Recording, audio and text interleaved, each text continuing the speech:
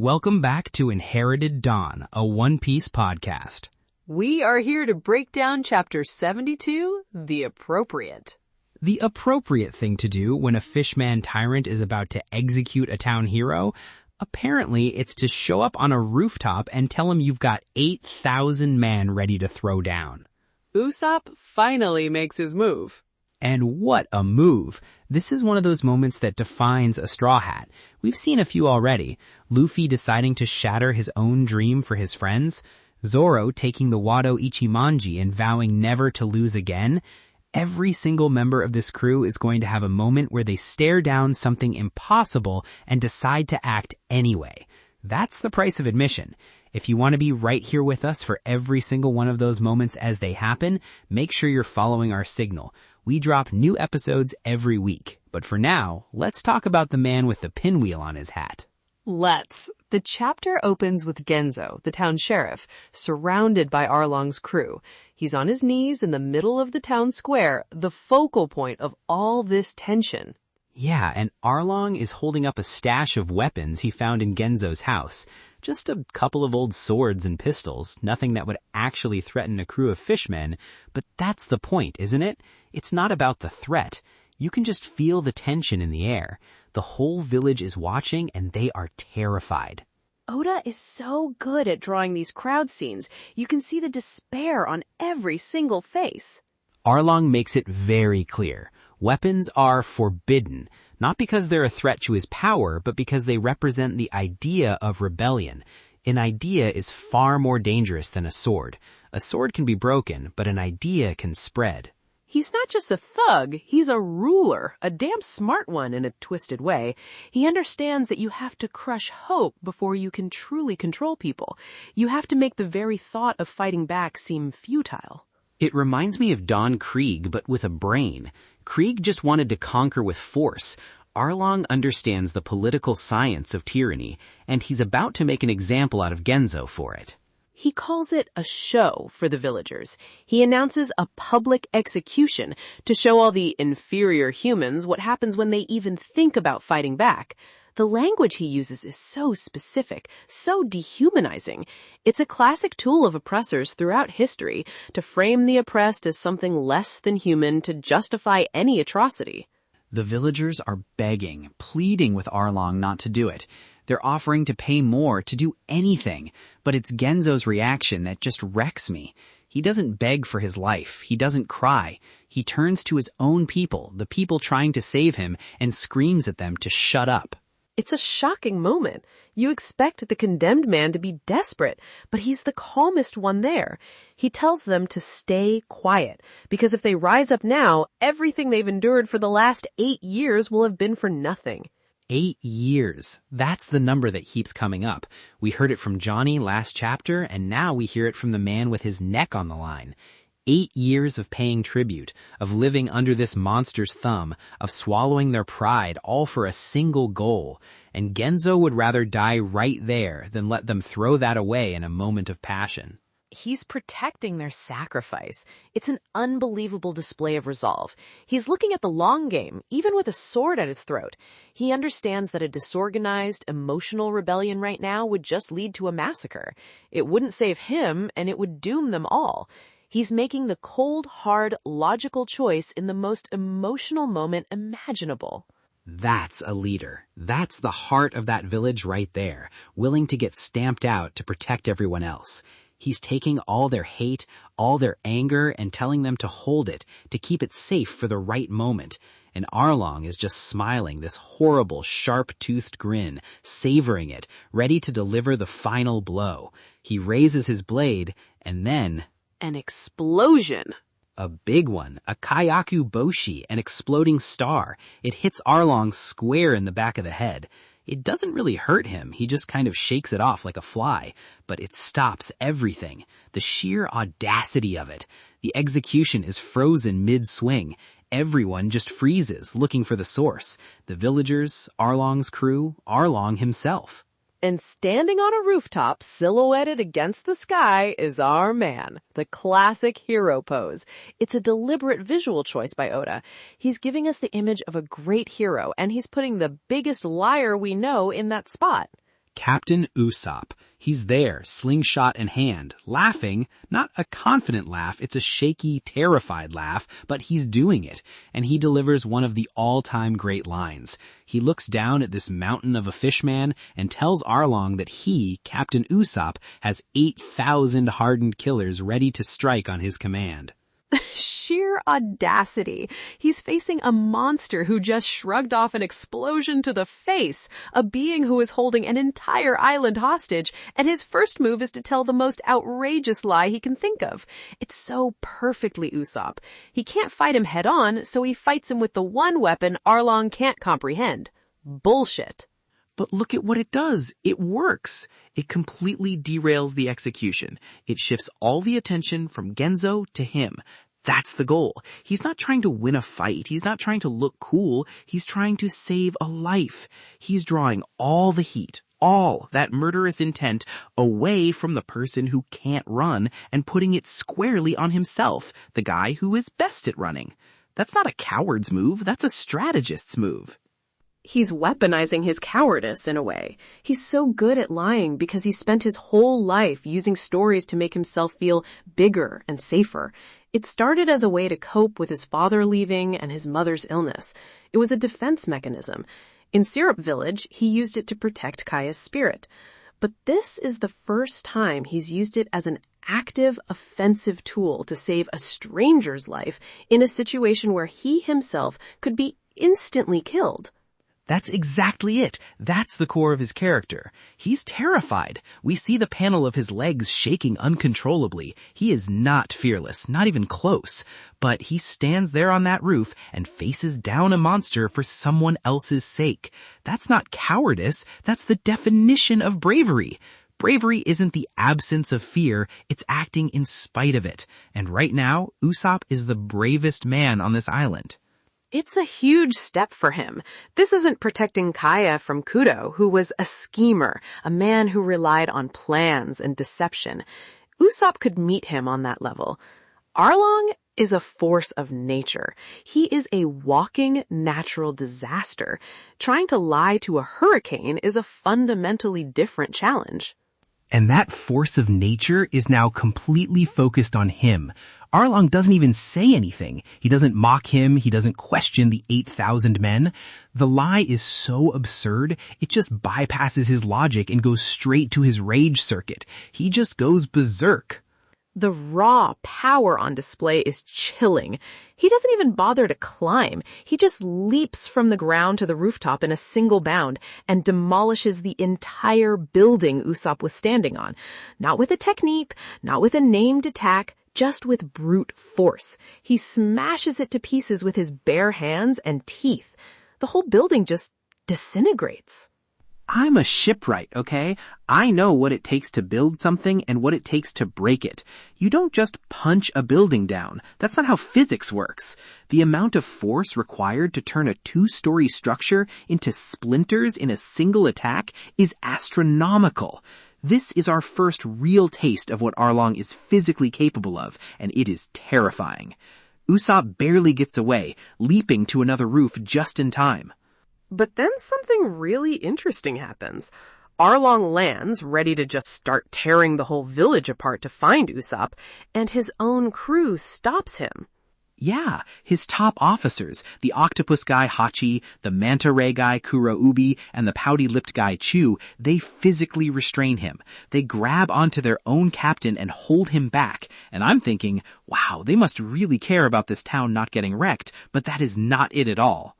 No, Hachan, Kuroubi, and Chu are not doing it because they're worried about the villagers, or even about him. They're worried about their income. Bro, it's so cold. They spell it out. They say if he destroys the village, they can't get any more money from it. They literally tell their captain, you're threatening the merchandise. It's a business. This isn't a pirate crew bound by loyalty and a shared dream like the Straw Hats. It's a predatory enterprise. Cocoyasi Village is their asset, their primary source of revenue, and Arlong, in his rage, is threatening their bottom line. It reveals a crack in their armor. Their greed is a leash on their own captain's power.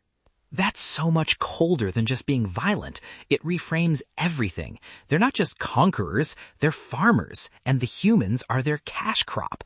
They tend to their farm by culling anyone who shows signs of rebellion, and they harvest it every month for tribute. It's systematic. It's horrifying. The idea that your life is only worth the money in your pocket is just, it gets under my skin. It also establishes a clear hierarchy among the officers. They have the authority and presence of mind to check their captain's impulses when it comes to pragmatism. Arlong provides the muscle and the terror, but they seem to manage the logistics of the empire. The officers promise to catch Usopp and bring him to Arlong Park for punishment. That calms Arlong down enough, and he leaves with a few of his men, but not before lashing out and smashing something on his way out, just to make a point. Leaving the rest of the crew to chase a frantic Usopp through the streets. It's almost comical, a classic chase scene, but the stakes are so high. It's funny, actually. Oda's author comment this week was about kids in his neighborhood setting off firecrackers while he's trying to draw manga on a deadline. You can totally feel that. He must have been sitting there trying to draw this serious execution scene and pop bang outside his window, so he just puts it in the manga. Usopp's Kyakuboshi, his exploding star, is basically a powerful firecracker. That's art imitating life right there. So, while Usopp is leading a parade of angry fishmen through Cocoyasi, the mood of the chapter shifts completely. In the quiet aftermath of the aborted execution, Nami walks into the village. And the vibe just plummets. Everyone, the people who were just begging for Genzo's life, the people Usopp just saved, they just turned their back on her. The silence is deafening. They don't say a word. They just look at her with such contempt. It's a wall of silent accusation. The panels here are so powerful, just shot after shot of villagers turning away, their faces set in stone. They won't even grant her the dignity of a confrontation. To them, she is beneath notice. They think she's one of them, a member of the Arlong Pirates. The way they just ignore her, you can feel the years of bitterness. She's completely isolated. She grew up with these people. They're her neighbors, her friends. And they look at her like she's the monster. All except for one person, a blue-haired woman with tattoos who we learn as her sister, Nojiko, acknowledges her.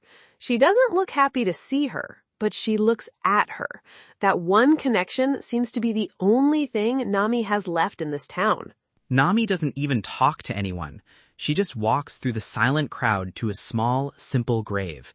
It's marked by a single cross with a pinwheel attached to it, the same kind of pinwheel that's on Genzo's hat. She places a bouquet of flowers on it. We don't need to be told whose grave it is. The weight of that single action says everything. This is the heart of the whole conflict. That's Belmare. It's the whole reason she's doing any of this. It all comes back to that grave. All the pain, all the sacrifice, all the thieving. It started right here. You can feel the history just radiating off that simple headstone.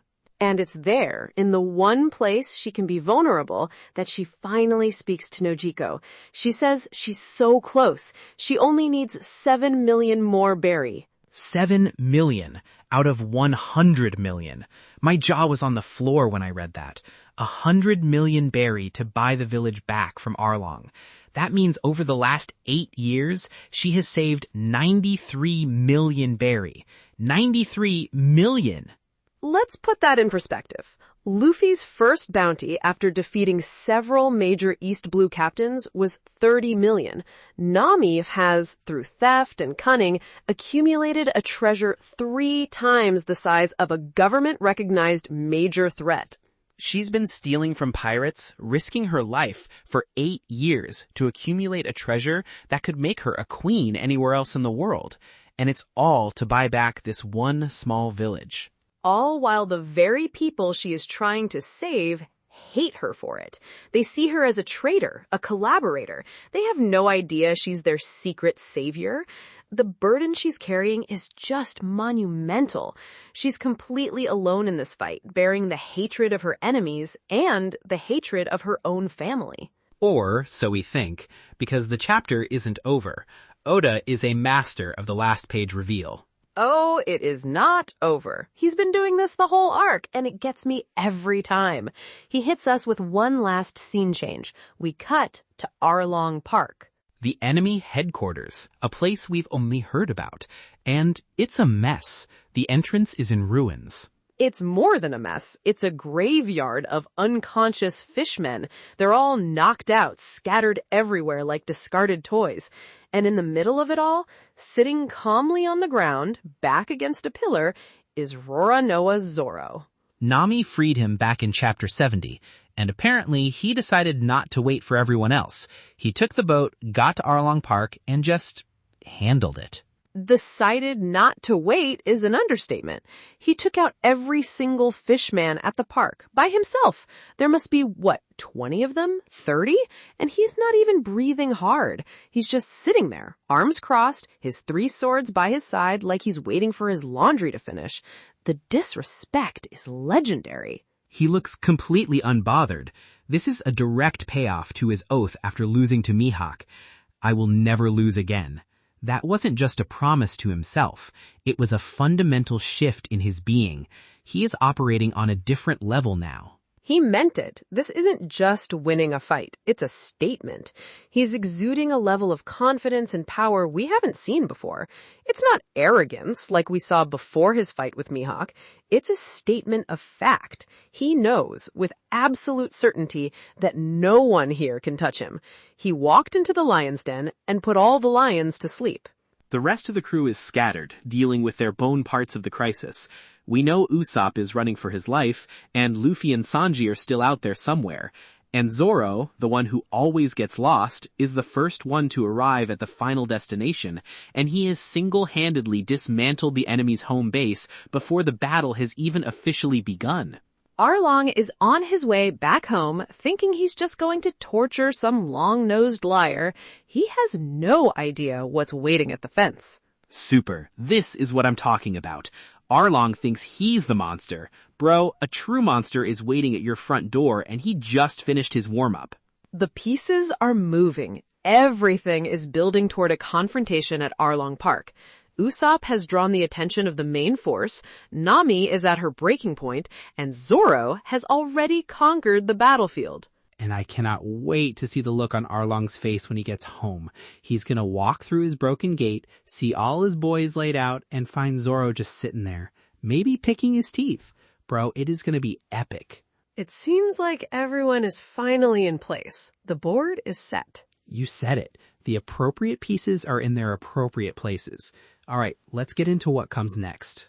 Usopp tried to bluff Arlong with 8,000 men.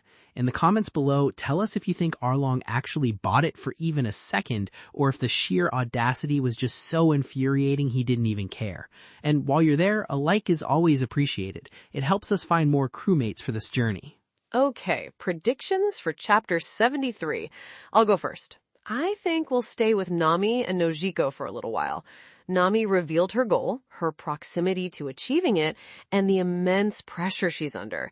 Now I believe Nojiko is going to press her on it. She's going to challenge Nami's solitary approach, leading us into the flashback of what happened here 8 years ago. The narrative demands it. We need to see the moment Arlong arrived to truly understand the weight of Belmer's grave and the sacrifice Genzo was protecting. Ooh, the full flashback? I could see that. We've been getting pieces of it, but now it's time for the whole story. Okay, for my first one, Arlong gets back to Arlong Park. It has to happen. He walks in, sees the absolute devastation, and Zoro just sitting there. I predict the first major officer fight begins right there. It won't be Arlong himself yet. He's the final boss. My money's on Zoro versus Hachi, the 6-armed octopus swordsman. Hachi was one of the guys who restrained Arlong, so he's clearly a top officer. Zoro is a swordsman, Hachi is a swordsman. It's a proper sword fight to kick things off. 3 swords versus 6. Let's go. That feels right. A clash of swordsmen to set the tone for the coming battles. My second prediction is about Usopp. He's being chased by the main fishmen force right now, including Chu. I think he's not just going to run. He's been building his arsenal and his courage. He's going to lead them into a trap, maybe into the forest or a narrow alleyway. He'll use his wits, his trickery, and his gadgets to take out at least one of the weaker ones, proving his worth beyond just creating a distraction. It's time for the Warrior of the Sea to claim his first solo victory. I love that. Usopp getting a tactical win. Give him his moment. All right, my second prediction. We haven't seen Luffy or Sanji this whole chapter. They've been MIA since Luffy got his head stuck in the ground. I think they're finally going to make landfall at Cocoyasi Village, but they're not going to find Nami. They're going to stumble right into the middle of the Usopp chase. Sanji will see Usopp being chased by a bunch of fishmen, Luffy will get the gist of it, and that's how the Straw Hats will finally reunite and learn what's really going on. The cavalry arrives, but they arrive in chaos. So the crew converges on the village from two different directions, Zoro at the enemy base and the rest in the town itself. I like that. It creates a sense of an impending large-scale conflict. It feels like the storm is about to break. The tide is definitely turning, and when it does, it's going to be a super tsunami of Straw Hat justice. We'll see who's right next time.